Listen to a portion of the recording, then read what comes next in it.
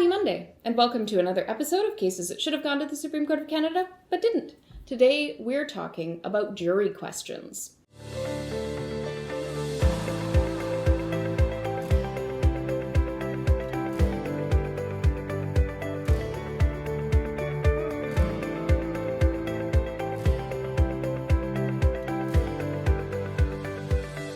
Cases that should have gone to the Supreme Court of Canada, but didn't.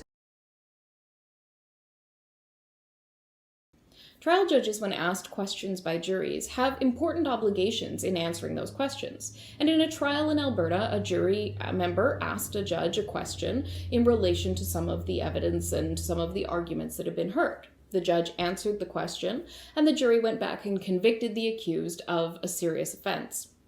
As a result of that questioning and that the accused argued that he had been unlawfully convicted or wrongfully convicted on the basis of an improper answer to the jury question that forestalled further questioning from the jury.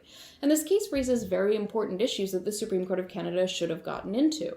One of these issues relates to how judges are supposed to answer questions from the jury in order to make sure that jury members not only understand the significance of their role, understand the implications of evidence and the law that has been explained to them in the original charge to the jury. And answering a question, maybe with reference back to the original charge to the jury, might not be the best approach because the question itself demonstrates that that original jury charge may not have been well understood.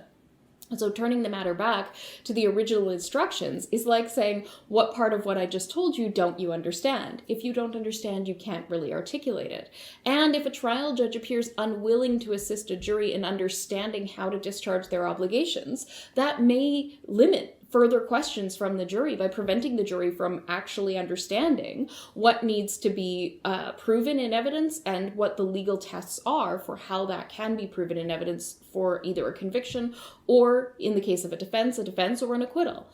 And ultimately, any type of response to a question that prohibits jurors or makes jurors feel unwelcome in asking further questions may result in a denial of procedural fairness or a denial of justice in a criminal case. Judges have significant obligations when it comes to juror questions in a criminal case, and it was important for the Supreme Court of Canada to try and address these in a little more detail to get at the heart of what the problem was and not discourage further questions from jury members. Unfortunately, the Supreme Court of Canada hasn't provided a lot of guidance on how judges should be dealing with jury questions, particularly in situations like this, and that can lead to injustice.